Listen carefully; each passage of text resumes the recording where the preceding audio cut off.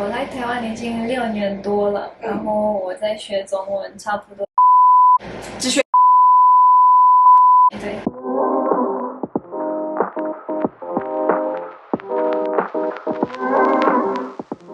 Hello guys, this is Peggy. Welcome to my channel. Today I have my friend Natasha join me and she's going to share some of the tips of her Mandarin learning with you guys. The conversation will mainly be in Mandarin, so don't forget to turn on the subtitles. My very first question for you is 你来台湾几年了？然后你学中文总共的时间已经学多久了？我来台湾已经6年多了，然后我在学中文，差不多1年，只学1年？只是学1年对。但我中文没有那么好，我还是会说错很多的那个部分。可以讲整句已经很好，然后还有听得懂我的问题。对。我们的聊天对话其实一直以来都是用英文在讲话，我们从来没有用中文讲过话。我知道他可以很完整的讲中文，但是没有100%知道好到什么程度。好，所以你真的整个全部从一开始学中文到现在只有学1年的时间？就是我开始学中文2018，学了3个月，然后听了大概8年，然后一开始就是每一次3个月差不多在一起是1年，就是开始学听了，就这样。这样子已经很强了，因为一般的人他就算学不管是中文或者是英文，你英文学3个月停，3个月停也没有办法正常的沟通啊。我觉得如果你住在那个国家，人讲英文的那个国家，有那个环境的话，对，你会比较快学那个语言。了解。平常会跟你讲中文的有谁？客户，我工作的人。So 如果你们不知道的话，他是一个 model。然后那还有呢？除了客户以外，买东西的店员，节目，对，买东西的店员，对，还有谁？就这样吧。就这样子。那第二个问题，我想要问你的是，你一个礼拜大概会有多久的时间会练习中文？练习的话，因为我每天会出去买东西，去那个公司去工作，都会讲中文，因为我比较喜欢常常会说中文，所以我会就是更快学会，就是比较标准，比较标准的那个中文。对，但对了，每天都要啊！你要学中文，每天都要练习，对，要不然没办法。对，我觉得这个很重要，因为很多想要练习英文的人也是这样子，就是他们也会尽可能的把握各种他们可以讲、可以跟外国人练习的机会，因为你一直讲，你一直听 native speaker 怎么讲，你其实就会很知道，然后也会慢慢抓到那个语调，会抓得比较准。可以看卡通，我之前有看那个 Peppa Pig，Hello， 我是 Peppa 猪。佩佩猪。因为很多人也会问我说，那你英文怎么练习的？其实我觉得最有效的方式，真的就是看电视。那你那里学英文，你的英文那么好？最主要还是自己的练习，就跟你一样，也是一直讲，然后多看电视剧，就是看 TV show 或者是上一些 sitcoms。因为这个英文真的好好，比我好很多哎。可是因为我一直讲，真的是自己的练习。因为你看你只中文，你只学了1年，可是其实很多外国人来台湾已经7、8年，我认识很多人已经在这里7、8年了，可是半句中文都不会讲，或者是可能就会数1到10吧。我不知道。对啊，所以真的是一直练。我偷看他，因为他就是，或者是一些很基本的，对啊。那为什么就是待那么久呢？是？你可以问他，你可以问他旁边那个人。OK。因为我觉得也是因为台湾的环境，大家也很少练习英文，所以不会逼着外国人要学中文。台湾人很愿意跟外国人讲英文。对，你大概学中文多久开始？你可以开始听得懂一点点，就是台湾人说话，或者是买东西的时候，你可以已经表达你想要什么东西。我开始学中文大概3个月后，我已经开始听得懂他们讲什么。有时候我会听错，我以为是他说是这样的，是他说完全不一样。之后就慢慢就开始了解。大概3个月开始。我觉得这个一开始一定会很常听错，因为中文里面很多同一个发音，可是你语调不一样的时候，几声不一样。到现在我还是会说那个西瓜，然后习惯，还有那个吸管，习惯跟吸管三个，我快到现在有点会这个。是真的好像，可是你的音已经很准了，或者是像他也是，就是如果我一直重复一个音给他抓，他真的抓不到。可是你的音已经抓得很准了。中文真的是这样，因为你看像睡觉跟水饺，对。可是如果外国人的音跑掉，就真的是两个不同的词了。所以中文比较容易会有意思跑掉的问题，就是因为你只要几声几声不一样，就会完全不一样的意思。我现在也会说这种的，就是焦糖跟那个猪脚的汤也会说错。我就上次去那个上节目，我们了解那个我们国家的漂亮的地方，我跟大家说，乌克兰有很多漂亮的教堂 church 对不对？教堂。但是我那个时候说了那个，大家以为我说猪脚的汤，脚汤，猪脚的汤，喝的汤。汤。对，那个时候我也说错了，大家都听不懂。那他们以为是什么？他们以为是 soup。他们之后会那个懂我的意思，因为我把照片拿出来给大家看，所以我说焦糖，我就这样。刚刚你最一开始讲，我以为是 caramel 焦糖。还有这个caramel 中文很难。caramel 是焦糖，所以一开始你讲焦糖，我想说什么东西 caramel 就是 Oh my god 教堂 church 是教堂。我觉得3个月已经真的很厉害了，因为每天都会听到。我觉得因为我第一次来台湾是2015，然后2018开始，所以我在台湾已经2年，常常会听到中文，所以我觉得对我来说会比较容易学。所以因为我之前已经听过很多字，我就想知道意思而已。那你会自己回家一直看课本吗？就是你上课，因为你有去师大学中文。对，他们有自己的书，我们是会看那个书。我很常看到他小朋友在 Instagram， 他练习写字，很认真。因为我4次去上那个师大的中文，然后我有3个不同的老师。这个老师他没有教我说那个声音，他就不管，他说 flat 就好了，那个医生就是那个书，不管是书还是书，大学的一样，不是大学的一样，他就没有教我。第2个老师他一直说的比较重要，说的跟听的比较重要，所以他教我比较多那个口音，就是要说比较对的。那现在的老师他觉得写的比较重要，所以我现在练习比较多。那这样很好你遇到3个不同的老师，他们在意的东西都不太一样。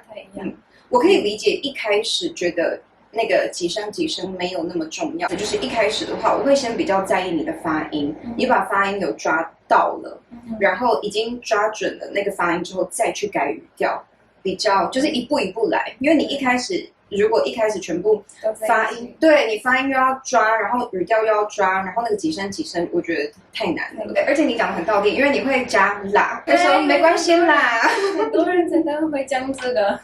对，我觉得你要怎么讲的，很让当地的人觉得很有亲切感，就是加一些这种语音，没有啦，或者什么这种人家就会觉得哇。常常会听到，已经习惯了。像现在回国我自己国家的时候也会讲啦，爸妈妈听不懂我在讲什么，真的会说对不起是中文，真的会这样子。那你会不会那个 sentence structure， 就是那个句子的结构位置调换？会对不对？就是英文有时候我想中文我会用英文的 structure 要说，但是我的老师一直说不是，我们不是讲英文，是要这样的，就是地方，然后就很难那个。真的有时候会这样子，因为有时候我明明讲的是中文，可是我的那个句子的结构变成用英文在讲。我觉得一开始大家听得懂就好了。对，真的，一开始你只要求别人听得懂，然后还有你听得懂别人讲什么就够了。那你打字你是用拼音还是注音？拼音。你是用拼音。你会想学注音吗？我觉得很难，我朋友开始学那个注音，但我觉得有什么不一样？你不会用手机做音拼音一样吗？有很大的不一样。好，因为我本来以为你是用注音，所以我本来想要问你说，你觉得这2个的差异在哪里？然后所以刚好最近我的 Instagram 上面，就是我的那个 Mandarin with Peggy， 然后就有人问我说，你为什么要一直用拼音？是外国人问我，然后他就问我说，你为什么一直用拼音？明明在台湾没有人用拼音。然后，但是我没有回他。那我这边就是讲解，就是因为大部分外国人对他们来说，要学一个新的语言其实已经很困难了。然后，所以一开始的时候，他们用拼音来练习它的发音，还有练习去记那个字会比较简单一点点。没有拼音，我不知道怎么会说。对啊，可是我觉得，如果是像你已经可以讲的那么顺的时候，其实你可以开始学注音，我可以帮你。我要讲差异在哪边，你的发音会比较标准。真的？因为很多字在英文里面并没有那个发音，像好像昨天教他哪个字，他在讲月饼还是什么？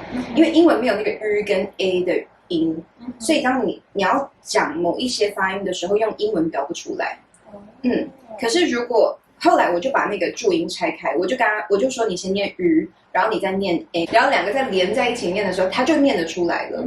对，所以如果有的时候你会觉得某一些发音比较难念，就是因为它是用拼音在标的。好吧，下一步学注音，没问题，发音一定会变好，可是就是你的表达会比较清楚，别人会。我要加油。没关系，我知道你很忙。然后我想要问你，因为你的语调其实真的是很准的耶，你有特别怎么练习吗？就是你的几声几声的语调？没有，真的没有？没有，我就听大家怎么样说，就开始就是那个 copy。可能是因为你身边你工作你的。不管是摄影师啊，或者是身边的工作人员，很多都是讲中文，所以对你来说就是一直听回去，很快学会。像我练英文的话，我是有方法的，就是我会选一个我很喜欢的电影，然后我愿意多看几次的，然后我就会一直按暂停，然后重复他讲的话。真的？你那个音会越抓越准，一开始你也会抓不准，然后你的不管是发音或者是语调。就可以，你一直跟着他 repeat， 你就会比较像 native speaker 说话。所以我的方法是这样子，因为很多人有问我，所以我想说，刚好趁这个机会分享一下。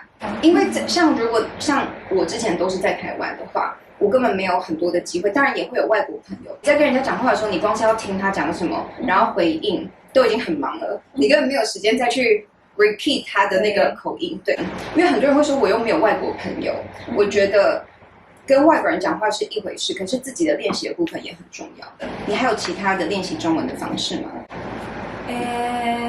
除了去上节目，那边我也学了很多中文的字。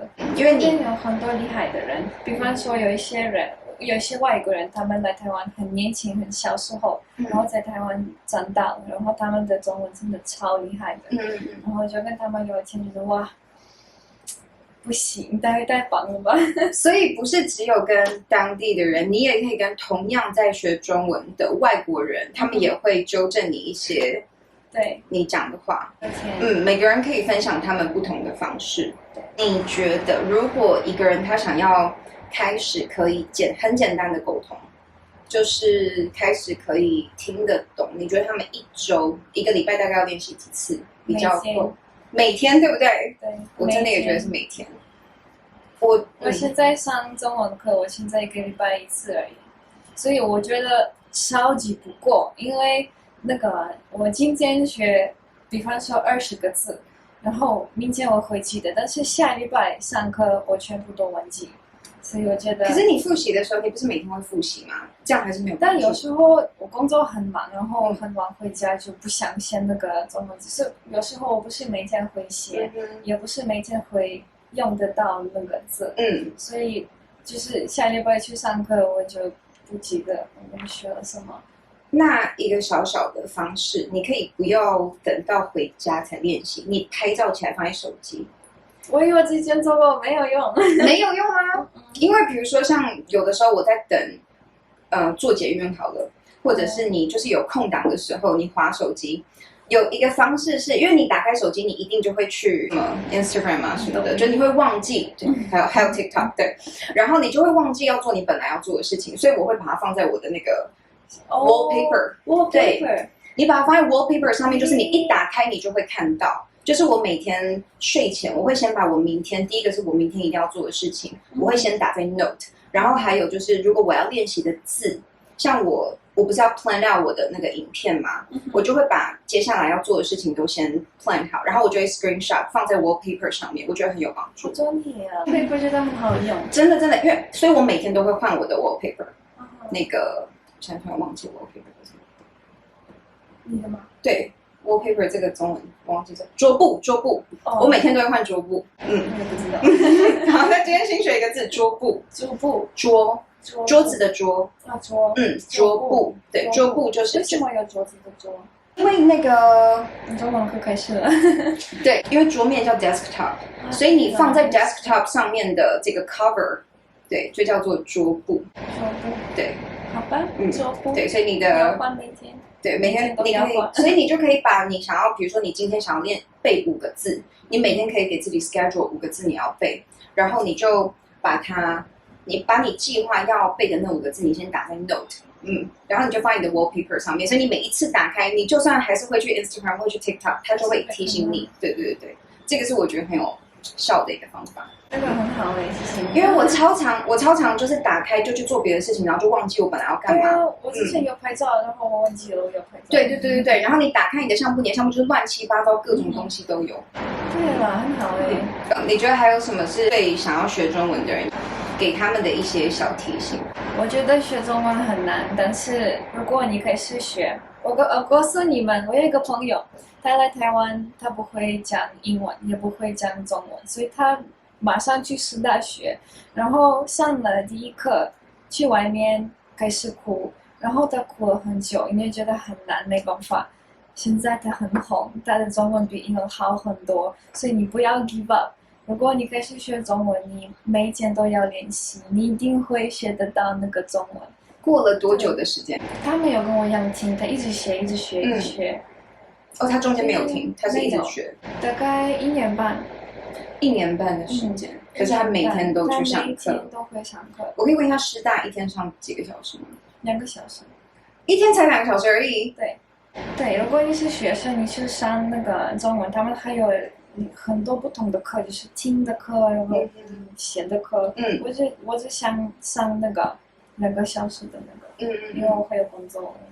对啊，大部分的人其实都还有工作。如果你有正职，然后你还要每天播2个小时出来读中文，真的已经算很厉害了。希望今天 Natasha 分享的这些tips 对你们来说有帮助。如果你们有任何问题，不管是学英文或者学中文的，都可以留言问我们。Thank you. Thank you for today, and I'll see you guys in the next one. Bye bye. Bye bye.